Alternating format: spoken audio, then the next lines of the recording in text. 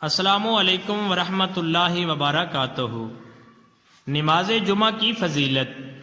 نماز جمعہ کو یہ خصوصیت اور فضیلت حاصل ہے کہ اللہ تعالیٰ نے قرآن حکیم میں نماز جمعہ کی اذان کا ذکر کرنے کے بعد فرمایا ہے کہ جب جمعہ کی اذان دی جائے تو نماز جمعہ کے لیے حاضر ہوں۔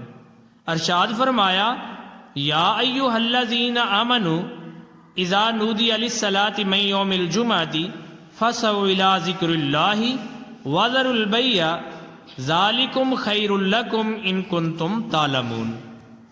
ترجمہ، اے ایمان والو، جب جمعہ کے دن جمعہ کی نماز کے لیے اذان دی جائے تو فوراً اللہ کے ذکر یعنی خطبہ و نماز کی طرف تیزی سے چل پڑو اور خرید و فروخت یعنی کاروبار چھوڑ دو، یہ تمہارے حق میں بہتر ہے اگر تم علم رکھتے ہو۔ احادیث مبارکہ میں بھی نماز جمعہ کی فضیلت بیان کی گئی ہے۔ حضرت ابو ہریرہ رضی اللہ تعالی عنہ سے مروی حدیث مبارکہ ہے کہ حضور نبی کریم صلی اللہ علیہ وآلہ وسلم نے فرمایا، جس شخص نے وضو کیا اور پھر اچھی طرح سے وضو کیا، پھر جمعہ پڑھنے آیا اور خاموشی سے خطبہ سنا تو اس کے اس جمعہ سے لے کر گزشتہ جمعہ تک اور 3 دن زائد کے گناہ معاف کر دیے جاتے ہیں۔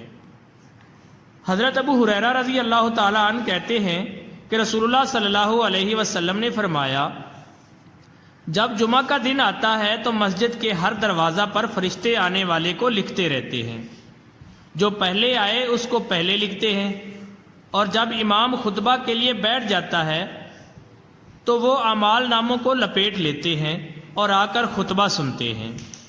جلدی آنے والا اس شخص کی طرح ہے جو اللہ تعالیٰ کی راہ میں ایک اونٹ صدقہ کرتا ہے۔ اس کے بعد آنے والا اس شخص کی طرح ہے جو ایک گائے صدقہ کرتا ہے۔ اس کے بعد اس شخص کی مثل ہے جو مینڈا صدقہ کرے، پھر اس کی مثل ہے جو مرغی صدقہ کرے، پھر اس کی مثل ہے جو انڈا صدقہ کرے۔ حضرت اوس بن اوس رضی اللہ تعالی عنہ فرماتے ہیں کہ حضور نبی کریم صلی اللہ علیہ وآلہ وسلم نے فرمایا، جس نے جمعہ کے دن غسل کیا اور جلدی مسجد میں حاضر ہوا اور امام کے قریب ہو کر خاموشی کے ساتھ غور سے خطبہ سنا تو اس کے لیے ہر قدم کے بدلے 1 سال کے روزوں اور قیام کا ثواب ہے۔ سبحان اللہ، کتنی فضیلت ہے نماز جمعہ کی، نماز جمعہ ادا کرنے کی۔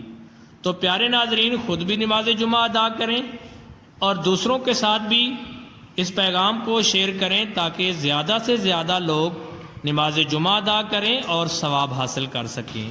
السلام علیکم ورحمۃ اللہ وبرکاتہ۔